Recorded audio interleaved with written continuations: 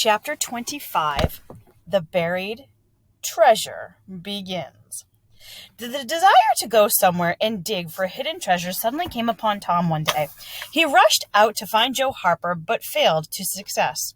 Next, he looked for Ben Rogers. Ben had gone fishing. Presently, he ran across Huck Finn. Huck was willing.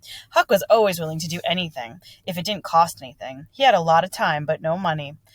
"Where'll we dig?" said Huck. "Oh, most anywhere. Why, it's hid all around." "No, indeed it isn't. It's hid in mighty particular places, Huck. Sometimes on islands.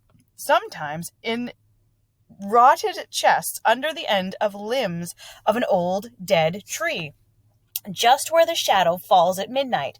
But mostly it's hid under the floor in haunted houses." "Who hides it?" said Huck. "Why, robbers, of course. Who'd you think?" "I don't know. If it was mine, I wouldn't hide it. I'd spend it and have a good time," said Huck. "So would I," said Tom, "but robbers don't do that way. They always hide it and leave it there." "Don't they come after it?" "No, they will think they will, but they generally forget the place or else they die. Anyway, if there's a long time and it gets rusty, but by and by somebody finds an old yellow paper that tells how to find it by a mark on it." "Have you found any old papers, Tom?" "No." "Well then, how are we going to find a treasure?" "Why, they'll always bury it under a haunted house or on an island or under a dead tree that's got one limb sticking out. We've tried the island. Let's try the big hill first. There's lots of dead trees there. Loads of 'em." "Is it under all of them?" "No, how you talk. Then how are we going to know which one to go for?" "We'll go for all of them," said Tom. "Why, Tom, that'll take all summer." "Well, what of that? Suppose you find a spot of hundreds of dollars in it, all rusty in a rotten chest of diamonds.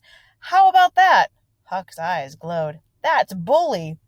"But you just give me the $100. I don't want the diamonds." "All right, but I'm not going to throw away any diamonds. Some of them are worth $20 apiece." "No, is that so?" "Certainly. Anybody will tell you. Kings have lots of them." "Well, maybe, but say, where are we going to dig first?" "Well, I don't know. Suppose we tackle the biggest old dead limb tree on the hill on the other side of the slope." "I'm agreed." So they got out the old pick and shovel and set out on a 3-mile hike to the big hill. They arrived, hot and panting, and threw themselves down on the shade of the neighboring elm trees to rest. "I like this," said Tom. "So do I." "Say, Huck, if you find treasure here, what are you going to do with your share?" "Well, I have a piece of pie and a soda, and every day a pie and soda, and I'll go to every circus that comes along." "Aren't you going to save any of it?" "Save it for what?" "Why, to have something to live on by and by." "Oh, that's no use. My pop would come back to town someday and clean it out pretty quick. What are you going to do with yours, Tom?" "I'm going to buy a drum, a sword, a red necktie, and a bullpup and get married." "Married?" "That's it. Tom, why aren't you in your right mind?" "Wait, you'll see." "Well, that's the foolest thing you could do. And if you get married, I'll be more lonesomer than ever." "No, you won't. You'll come and live with me. Now, stir out this, and we'll start digging." They worked and worked for half an hour with no result. They toiled another half hour. Still no result. Huck said, "Do they always bury it this deep?" "Sometimes, not always. I guess we haven't got the right spot." The boys chose a new spot and began again, and the labor dragged a little, but still they dug. Finally, Huck leaned on the shovel, wiped the drops from his brow with his sleeve, and asked, "Where are you going to dig next, after we get this one?" "I guess maybe we'll tackle the old tree that's on the hill in the back of the widow's house." "I guess that'll be a good one. But won't the widow take it from us, Tom? It's on her land." "She take it away?